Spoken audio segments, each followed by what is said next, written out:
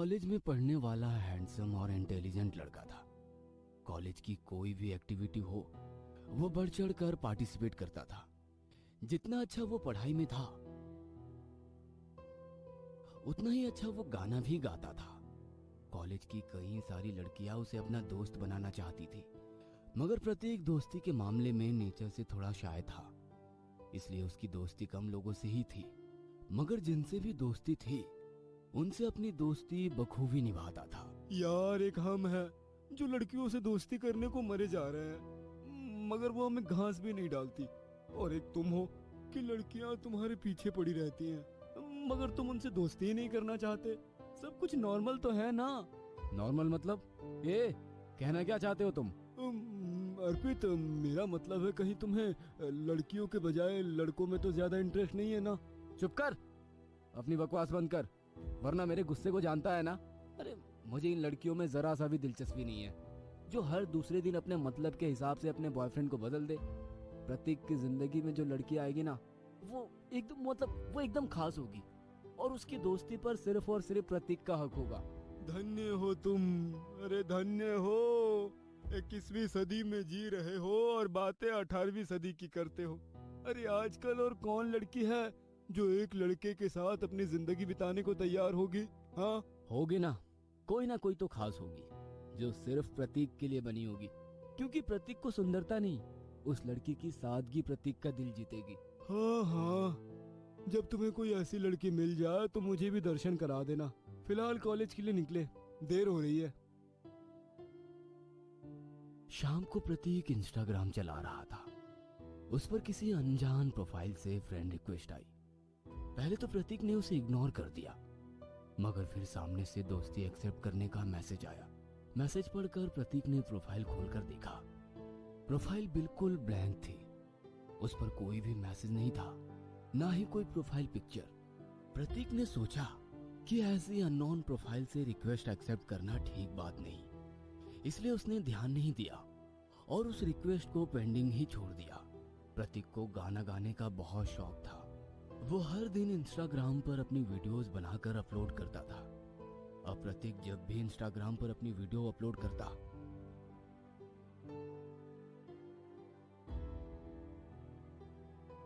उस unknown profile से like और कमेंट जरूर आता, और हर बार अपनी फ्रेंड रिक्वेस्ट एक्सेप्ट करने की गुजारिश। एक बार प्रतीक ने उसके मैसेज के रिप्लाई में लिखा, मैं तुम्हें जानता नहीं तो फिर मैं कैसे तुम्हारी रिक्वेस्ट एक्सेप्ट कर लूं? तुम्हारी प्रोफाइल पर तुम्हारी कोई फोटो या जानकारी भी नहीं है। मैं तुम्हारी रिक्वेस्ट तो एक्सेप्ट नहीं कर सकता। उसके इस मैसेज के बाद उस अननोन इंस्टाग्राम प्रोफाइल से तुरंत एक मैसेज आया, बिना किसी को जाने आप फ्रेंड रिक्वेस्ट एक्सेप्ट नहीं करते, ये बहुत अच्छी बात है। आप मेरे बारे में जानना चाहते हैं तो ये समझ लीजिए, बेरंग सी दुनिया में मैं बेहद अकेली हूँ और मुझे एक सच्चे साथी की तलाश है। अक्सर आपकी प्रोफाइल पर आकर जब आपके गाने सुनती हूँ तो वो अकेलापन दूर हो जाता है। आपकी आवाज में जो खनक है और अपनापन है, उससे सम्मोहित होकर आपकी प्रोफाइल पर आई हूँ। आशा है आप मुझे निराश नहीं करेंगे। प्रतीक मैसेज पढ़कर मुस्कुराता है और फ्रेंड रिक्वेस्ट एक्सेप्ट कर लेता है। अब वो लड़की प्रतीक के हर वीडियो पर अपनी राय जरूर देती थी। प्रतीक को लगने लगा था कि उसकी राय से उसकी वीडियो और ज्यादा बेहतर लगने लगे थे। अब प्रतीक कोई भी वीडियो बनाता था तो उसकी राय जरूर लेता। वो भी प्रतीक को और बेहतर वीडियो बनाने के लिए आइडिया देती थी। धीरे धीरे दोनों की दोस्ती चल रही थी। अब प्रतीक हर वक्त उसी के ख्यालों में खोया रहता और उसके साथ अब डुएट गाकर भी वीडियो बनाने लगा था। इन सब बातों में उलझकर उसका ध्यान पढ़ाई और कॉलेज की दूसरी एक्टिविटी से धीरे धीरे दूर होता जा रहा था। वह अपने दोस्त अर्पित से भी कम ही बात करता था। क्या बात है, किन ख्यालों में खोए रहते हो?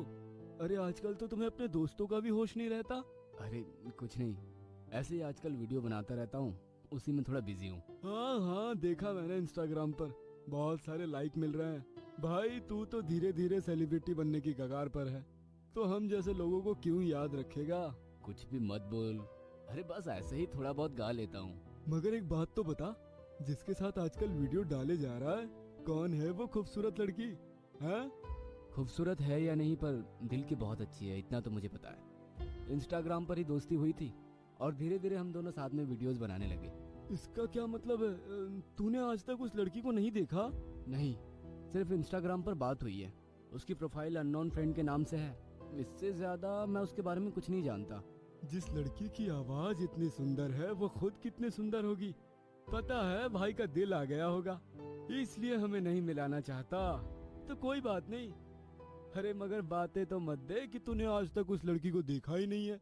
मैं अपने असाइनमेंट को कंप्लीट करने के लिए लाइब्रेरी जा रहा हूँ। तू चल रहा है तो चल। नहीं नहीं, तू चला जा लाइब्रेरी, मैं नहीं जा रहा। अभी मन नहीं है यार प्रोजेक्ट पूरा करने का। कल कर लूंगा। प्रोजेक्ट पूरा करने का कल कर लूंगा। सही है भाई, अब तो तुम्हारा पढ़ाई में भी मन नहीं लग रहा है। कुछ तो गड़बड़ है। तू भी ना कुछ भी बोलता है। जरूरी नहीं हर समय हर काम को करने का मन हो। आज पढ़ाई करने का मन नहीं है। तू भी तो मुझे उस लड़की से जोड़ रहा है जिसका नाम तक मुझे पता नहीं है। तू मान या ना मान भाई, पर बात दोस्ती से बहुत आगे पहुंच चुकी है। बस एक बार अपने मन की बात उससे कहकर देख ले, नाम पता सब कुछ मिल जाएगा। खैर मैं जा रहा हूँ, मुझे प्रोजेक्ट करना है। तू अपने इंस्टाग्राम पर बिजी हो जा। अर्पित के जाने के बाद प्रतीक को एहसास हुआ कि उसकी कही हुई एक एक बात सही थी। वह किसी लड़की को इस कदर पसंद करने लगा है कि उसके नाम और पते को जाने बिना ही उसे अपनी हर चीज शेयर करता है। उसका ओपिनियन उसके लिए हर वक्त मायने रखता है। कहीं ये प्यार तो नहीं? मगर फिर अगले ही पल उसे लगा, नहीं नहीं, ये प्यार नहीं हो सकता। ऐसे मैं किसी को बिना देखे उसके प्यार में पड़ सकता हूँ? मगर एहसास जैसा भी है बहुत ही प्यारा है। उसके बिना कुछ भी अच्छा नहीं लग रहा है। सोचते हुए उसने अपने इंस्टाग्राम प्रोफाइल खोली और तुरंत अपनी अननोन फ्रेंड को एक मैसेज भेजा। हेलो, हमारी दोस्ती को बहुत टाइम हो गया है, मगर आज तक मुझे तुम्हारा नाम तक नहीं पता है, और तो और मैंने तुम्हारा चेहरा तक नहीं देखा। और तुम अपने इंस्टाग्राम प्रोफाइल पर अपना फोटो अपलोड ना करना चाहती हो तो ना सही, मुझे पर्सनल तो अपनी एक फोटोग्राफ भेज सकती हो ना।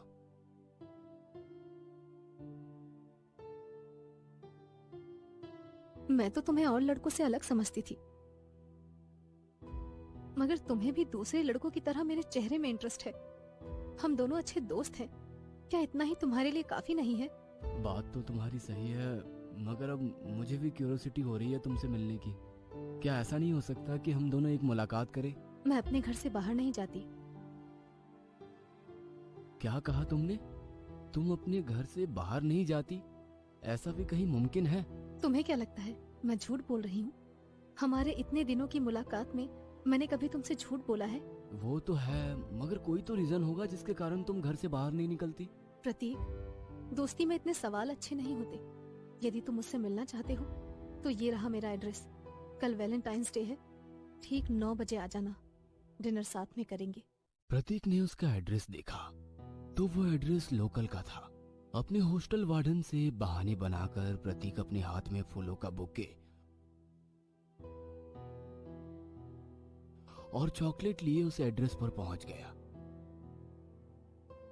जैसे ही उसने घंटी बजाई, सामने लगभग 18 साल की एक खूबसूरत लड़की खड़ी थी।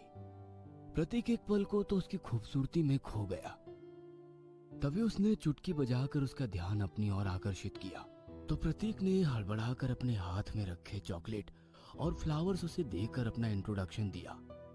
उसने मुस्कुराकर प्रतीक को अंदर आने को कहा।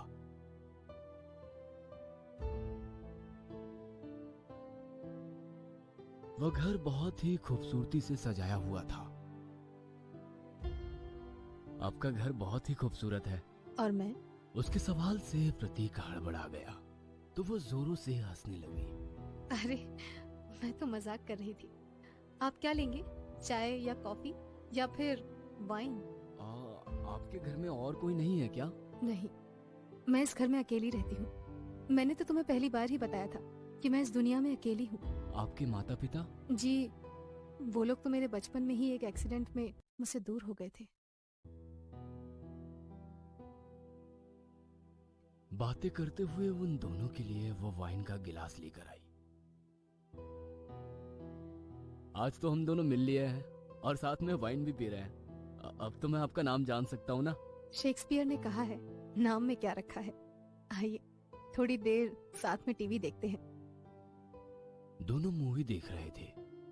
तभी एक हॉरर सीन देखकर प्रतीक ने अपनी आंखें बंद कर ली। उसे यूं आंखें बंद करते देख उसने सवाल किया, आप भूत प्रेत में यकीन करते हैं? हाँ, जैसे अच्छी शक्तियां होती है वैसी बुरी शक्तियां भी होती है। तो आपके हिसाब से भूत प्रेत बुरी शक्तियाँ होती हैं? नहीं, ऐसा नहीं है कि हर भटकती हुई आत्मा बुरे भूत हो। हाँ, कुछ भूत तो ऐसे भी होते हैं जो आपके पास बैठे हों तो भी आप पहचान नहीं पाते कि वो भूत हैं।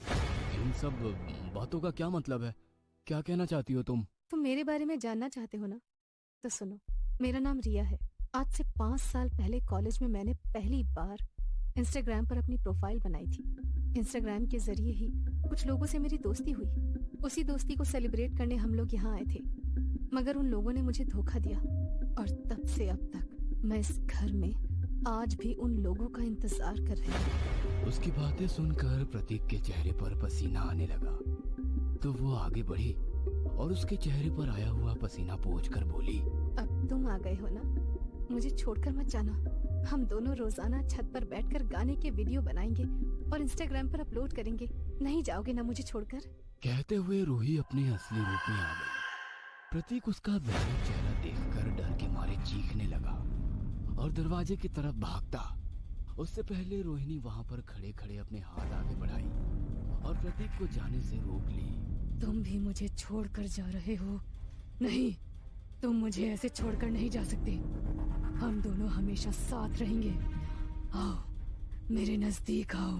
नहीं, तुम मुझे इस तरह धोखा नहीं दे सकती। धोखा मैं नहीं, तुम दे रहे थे।